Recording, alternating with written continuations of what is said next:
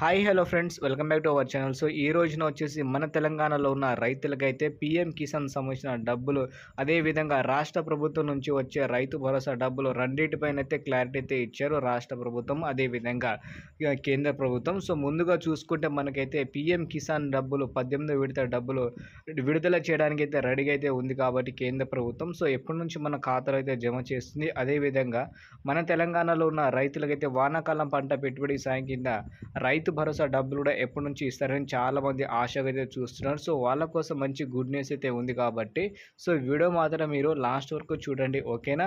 అలాగే చాలామంది రైతులు వచ్చేసి వీడియోస్ అయితే చూస్తున్నారు కానీ మన సోదరులు వీడియోని లైక్ చేయట్లే, అలాగే ఛానల్కి అయితే సబ్స్క్రైబ్ చేయట్లే. ఒక్కసారి సబ్స్క్రైబ్ చేసుకోండి, ఓకేనా. సో ఇప్పుడు మనం లేట్ చేయకుండా వీడియో అయితే స్టార్ట్ అయితే చేద్దాం. వీడియోని లైక్ చేసేయండి. మన తెలుగు రాష్ట్రాల్లో వచ్చేసి కేంద్ర ప్రభుత్వం నుంచి వచ్చే డబ్బులు మీకు తెలిసిందే కదా. సో పీఎం కిసాన్ సంబంధించిన డబ్బులు అనేది మనకి 18వ విడత విడుదల చేయడం అయితే జరుగుతుంది అని చెప్పడం అయితే జరిగింది అమిత్ షా గారు. అదేవిధంగా ఆర్థిక శాఖ మంత్రిగా వచ్చేసి నిర్మలా సీతారామన్ గారు.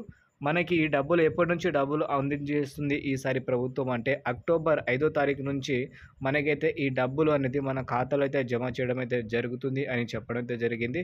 ఎవరైతే రైతులు పీఎం కిసాన్ రిజిస్ట్రేషన్ చేసుకున్న తర్వాత కేవైసీ చేసుకున్న రైతులు ఎవరైతే ఉంటారో వాళ్ళు మాత్రమే దీనికి అర్హత ఉన్నవాళ్ళు అని చెప్పడం అయితే జరిగింది.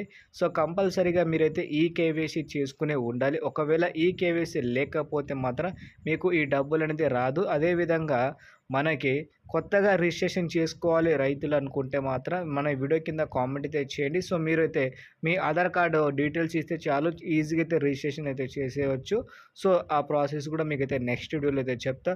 అదేవిధంగా మన రాష్ట్ర ప్రభుత్వం నుంచి వచ్చే డబ్బులు కూడా అతి త్వరలో రైతుల ఖాతాలో అయితే జమ చేయడం అయితే జరుగుతుంది అని చెప్పడం అయితే జరిగింది వ్యవసాయ శాఖ మంత్రిగా తుమ్మల నాగేశ్వరరావు గారు. సో మీకైతే ఇన్ఫర్మేషన్ మంచిగా అనిపించితే ఈ వీడియోని లైక్ చేసి ఛానల్ అయితే సబ్స్క్రైబ్ చేసుకోండి. So thank you.